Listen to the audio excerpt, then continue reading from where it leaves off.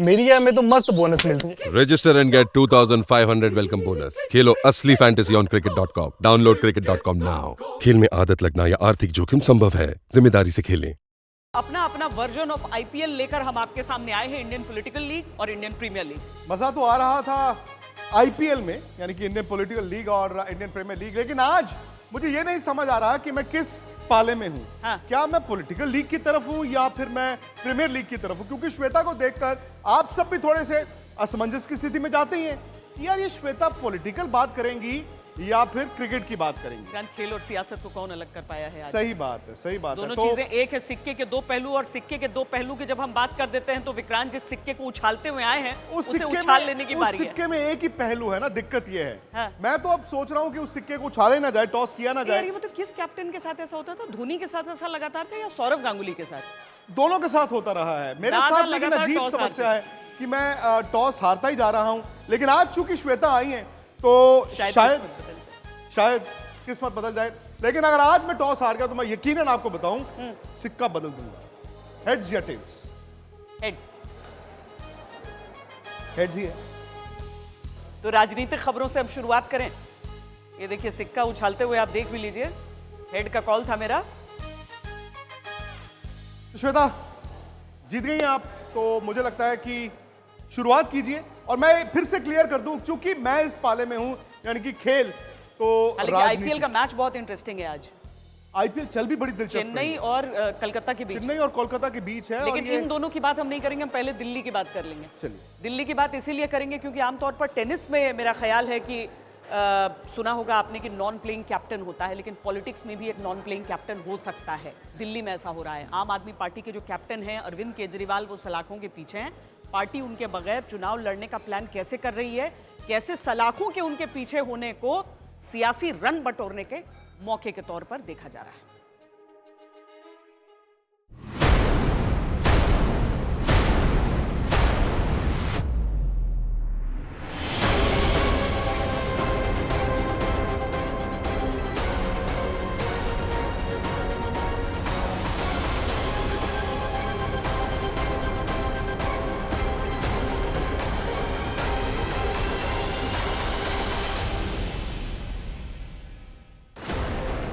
अंतिम ओवर में Romario shepherd ने जिस तरह की ताबड़तोड़ बल्लेबाजी की, कुछ उसी तरह की बल्लेबाजी करने के मूड में दिल्ली में आम आदमी पार्टी नजर आ रही है।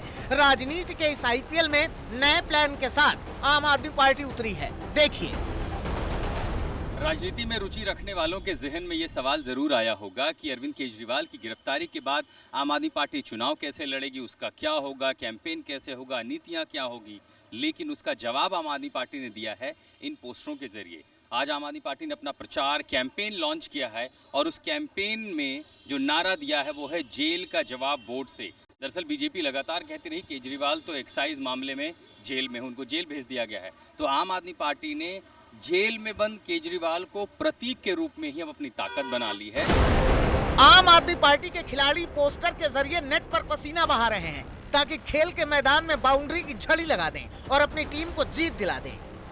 इस बार चुनाव नहीं रहेगा, दिल्ली का चुनाव भी अब आंदोलन बनेगा।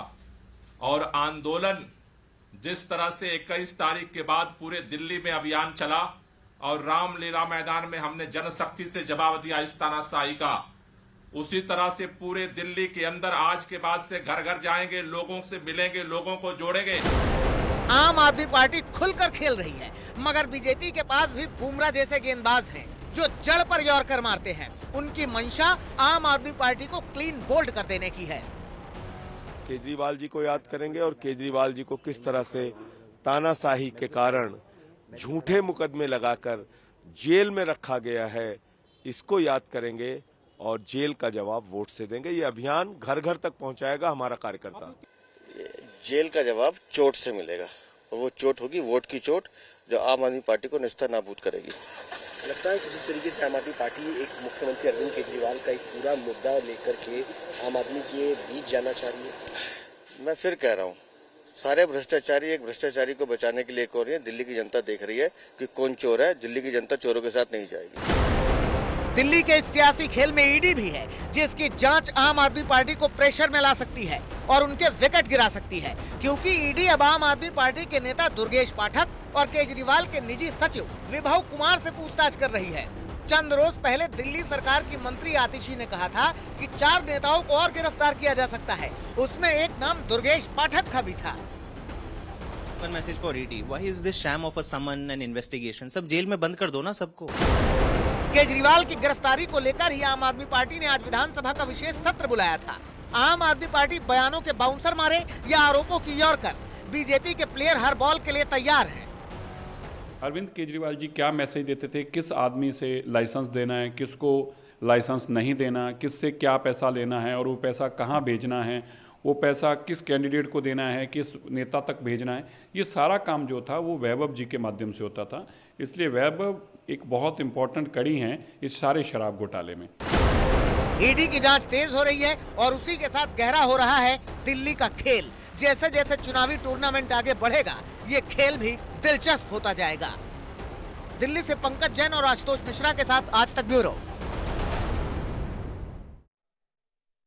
रणनीतिक खेल और सियासत में उतनी ही जरूरी होती है विक्रांत, लेकिन आम आदमी पार्टी के लिए अहम खबर हम बता दें अपने दर्शकों को कि आम आदमी पार्टी जो है अरविंद केजरीवाल की रिहाई होगी नहीं होगी, मामला अदालत तक पहुंचा हुआ है। लिहाजा इस बात को कल का दिन बेहद महत्वपूर्ण इस लिहाज से होने वाला है कि दिल्ली हाई कोर्ट कल जो केजरीवाल ने गिरफ्तारी को चुनौती दी थी उस पर फैसला सुनाएगा। फैसला सुरक्षित रख लिया गया था, 3 अप्रैल को इस पर सुनवाई हुई थी और अब कल यह फैसला सुनाया जाएगा। क्या होता है यहां पर, आमतौर पर पीएमएलए कोर्ट में जब मामला सामने रहता है तो हम अलग हिसाब से उन तर्कों को समझ सकते हैं, लेकिन क्या यहां पर अरविंद केजरीवाल को कोई राहत मिल सकती है? श्वेता, हालात तो ऐसे लग रहे हैं जैसे दिल्ली में ना बीजेपी हो या आम आदमी पार्टी हो, ये नए जमाने का T20 खेल रहे हैं। यानी कि पहली गेंद से आप पावर प्ले की तरह खेलें, आप पावर हिटर्स का इस्तेमाल करें। लेकिन सवाल बड़ा यह है कि जो आईपीएल चल रही है, मतलब प्रीमियर लीग चल रही है, क्या उसमें भारत के खिलाड़ी नए जमाने का T20 खेल रहे हैं? क्या भारत के खिलाड़ी वो पावर प्ले में पावर हिटिंग के लिए तैयार हैं? तो इस आईपीएल में क्या चल रहा है मैं आपको बता दूं, क्योंकि आप तो गंगा किनारे इतना घूम कर आई हैं, शायद आपने मैचेस देखे नहीं होंगे, तो मैं आज आपको थोड़ा बता देता हूं। पावर हिटर्स की बात कर रहे हैं जी, पावर हिटर्स की पावर हिटिंग की बात कर रहे हैं। और आपने तो इन मैचों में देखा भी है कि कौन से खिलाड़ी ताबड़तोड़ बल्लेबाजी कर रहे हैं। यह है मुंबई के खिलाफ अभिषेक शर्मा, जिन्होंने 23 गेंद में 63 रन बनाए थे। सुनील नारायण की वो पारी जहां पर उन्होंने 85 रन बना दिए। रिंकू सिंह ने 8 गेंद में 26 रन बनाए थे दिल्ली के खिलाफ। ये सुनील नारायण की बल्लेबाजी है। ये कुछ पारी मैं आपको श्वेता बता रहा हूं जहां पर सलामी बल्लेबाज ने या फिर नीचे से बल्लेबाज ने जाकर खड़काया है, जो ग्लव्स कहते हैं ना क्रिकेट में खड़काना, ये उन्होंने किया। उन्होंने पारी को चलाया नहीं, तोड़ फोड़ मचाई। ये रिंकू की बल्लेबाजी है। और कल हमने देखा रोमारियो शेफर्ड ने 10 गेंद में, सिर्फ 10 गेंद में 39 रन बना दिए। जो टीमें इस तरह के खिलाड़ियों के साथ खेल रही हैं वो अच्छा कर रही हैं, क्योंकि श्वेता उनको स्टार्ट भी अच्छा मिलता है, बीच में आके वो कंसोलिडेट करती हैं, और जो आप कहते हैं ना कि खत्म करना, वो भी इन्हीं तरह के खिलाड़ी करते हैं। अच्छा, ये विदेशी खिलाड़ियों से एंटरटेनमेंट जरूर हो जाता है, लेकिन मुझे लगता है चाहे अभिषेक हो या फिर रिंकू जी, उनकी पारियां हमारे लिए असली गुड न्यूज है। हमारे लिए मतलब शायद सिर्फ फ्रेंचाइजीज के लिए, क्योंकि हमारे लिए का मतलब होना चाहिए श्वेता इंडिया जी। लेकिन इंडिया के तो भाई क्रिकेट चलाने वाले कहते हैं कि हमें इन खिलाड़ियों की जरूरत नहीं है, क्योंकि हम शॉपिंग करके आ चुके हैं, थैले हमारे भर चुके हैं। अब हम कहते हैं कि आगे चलकर सोचेंगे। अच्छा, पावर हिटर्स के मामले में ना कोलकाता नंबर 1 चल रहा है। आज ही कोलकाता और चेन्नई का एक बहुत बड़ा मुकाबला है। चेन्नई और कोलकाता दोनों तजुर्बेकार टीमें हैं, लेकिन आप ये देखें कि 6 ओवर्स के लिहाज से, जिसे हम पावर प्ले कहते हैं, उसमें कोलकाता ने 12 रन की औसत से, 12 की औसत जी, से, यानी कि 6 में 72 रन आपकी एवरेज आती है। हाँ। थोड़ा सा कम है हैदराबाद।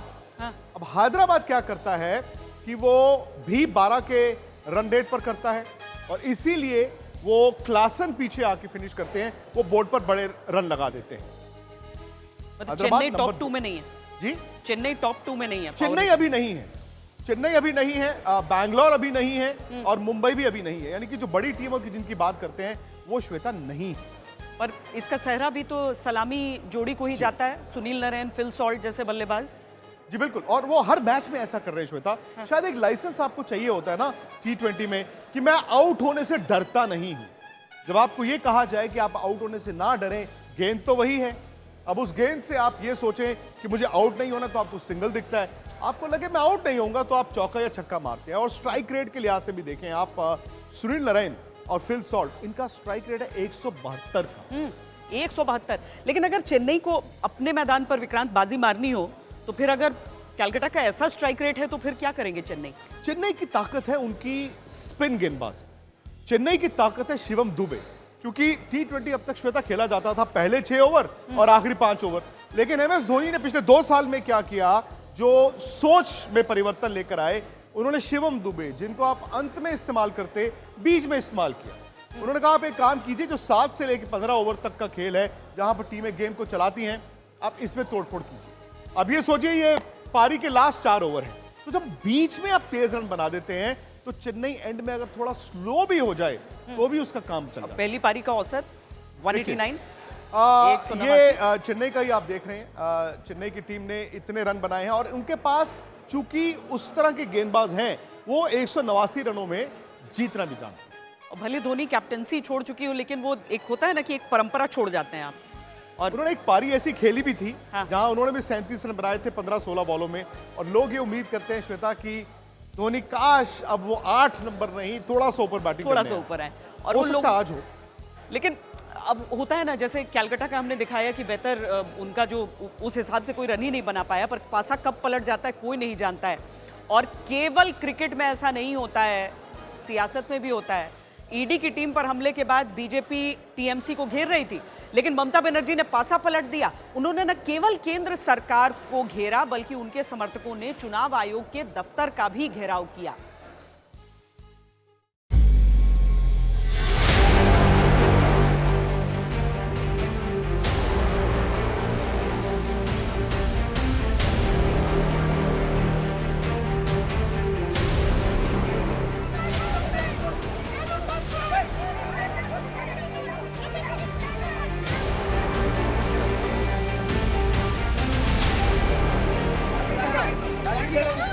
चुनावी मुकाबले का स्लॉग ओवर जारी है।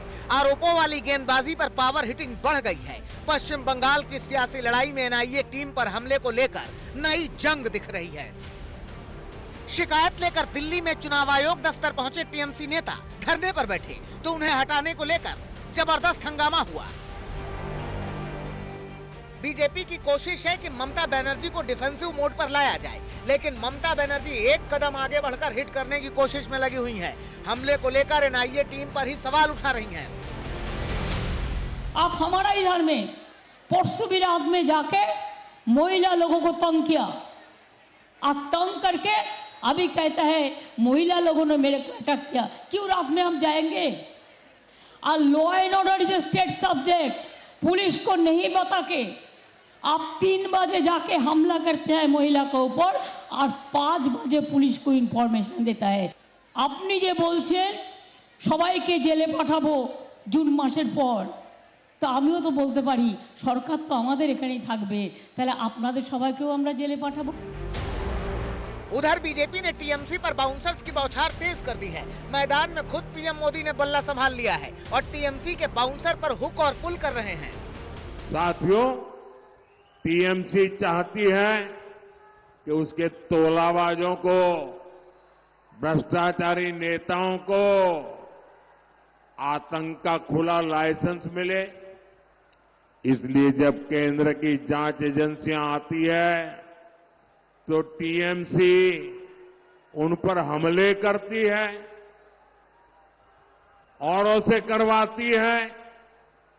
टीएमसी कानून और संविधान को कुचलने वाली पार्टी है। 3 महीने में दूसरी बार जांच एजेंसी पर हुए हमले को बीजेपी बड़ा मुद्दा बनाने में लगी हुई है। पूरे गेम प्लान को पश्चिम बंगाल की कानून व्यवस्था पर फोकस कर रही है। जवाब में ममता बनर्जी मोदी की गारंटी वाले दावे पर सवाल कर रही हैं। आप हमारा इधर में परसों भी रात में जाके महिला लोगों को तंग किया, आप तंग करके अभी कहता है महिला लोगों ने मेरे को अटैक किया। क्यों रात में हम जाएंगे? और law and order is state subject. Police को नहीं बता के आप 3 बजे जाके हमला करते हैं महिला के ऊपर और 5 बजे पुलिस को इनफरमेशन देता है। আপনি যে বলছেন সবাইকে জেলে পাঠাবো জুন মাসের পর, তো আমিও তো বলতে পারি সরকার তো আমাদের এখানেই থাকবে, তাহলে আপনাদের সবাইকেও আমরা জেলে পাঠাবো। কিন্তু আমি কি কথা কখনো বলেছি? আপনি কি বলেন মোদি का गारंटी? बीजेपी टीएमसी का सियासी दंगल चुनाव आयोग के दफ्तर तक पहुंच गया है। बीजेपी हमला बोल रही है तो टीएमसी अपील कर रही है। पश्चिम बंगाल में लोकसभा की 42 सीटें हैं। पिछले मुकाबले में इस पिच पर बीजेपी अच्छा प्रदर्शन कर चुकी है। अब पीएम मोदी के सियासी हैट्रिक के लिए पिछले ग्राफ को और आगे ले जाने की कोशिश है, जिसकी झलक बंगाल की सियासी लड़ाई में साफ दिख रही है। कोलकाता से अनुपम मिश्रा के साथ आज तक ब्यूरो। कोलकाता को सिटी ऑफ जॉय भी कहते हैं, सिटी ऑफ स्पोर्ट्स भी कहते हैं, इसीलिए दीदी ने नारा दिया था वो कॉर्बो लॉर्बो जीतबो। आईपीएल का नारा लिया था जी। अब पता नहीं उनकी कॉर्बो लॉर्बो जीतबो होगा कि नहीं होगा, लेकिन वहां पर मुंबई ने भाई कल जीत से अपनी गाड़ी राजधानी एक्सप्रेस डाल दी है पटरी पर। और उनकी मुंबई इंडियंस की गाड़ी आई पटरी पर, लेकिन महाराष्ट्र की राजनीति में अभी कई उम्मीदवार ही पटरी पर ठीक से नहीं आ पाए।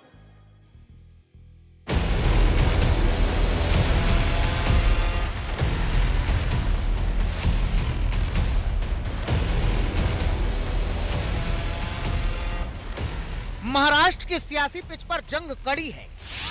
एक एक सीट के लिए लड़ाई चल रही है। सत्ता पक्ष और विपक्ष दोनों ओर से धारदार गेंदबाजी, धुआंधार बल्लेबाजी हो रही है। पार्टियों के पेस अटैक के बीच अब शिवसेना उद्धव गुट को ईडी के यॉर्कर का सामना करना पड़ रहा है। खिचड़ी घोटाले में उद्धव गुट के प्रत्याशी अमोल कीर्तिकर को समन भेजकर गेम को और टफ कर दिया गया है।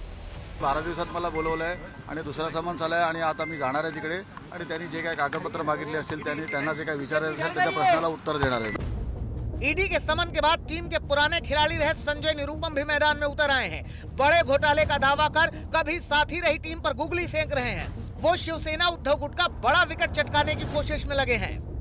उसमें जो घोटाला हुआ है, उस खिचड़ी घोटाले के मेन किंगपिन और सूत्रधार स्वयं संजय राउत है, ऐसा मेरा मानना है। दरअसल कोरोना काल में मुंबई में खिचड़ी बांटने का ठेका दिया गया था। इस ठेके में 6.37 करोड़ के घोटाले का आरोप लगा। बीजेपी नेता किरीट सोमैया ने घोटाले को लेकर शिकायत दर्ज कराई, जिसके बाद अमोल कीर्तिकर समेत कई लोगों के खिलाफ मामला दर्ज हुआ। अक्टूबर 2023 में ईडी ने भी केस दर्ज किया। ईडी के समन के बाद शिवसेना प्रत्याशी की मुश्किलें बढ़ गई हैं। हालांकि पूरी टीम अपने खिलाड़ी के बचाव में उतर आई है। संजय निरुपम हमारी पार्टी के नेताओं की छवि खराब कर रहे हैं। जानबूझकर हमारे उम्मीदवार अमोल भैया कीर्तिकर पर आरोप लगा रहे हैं।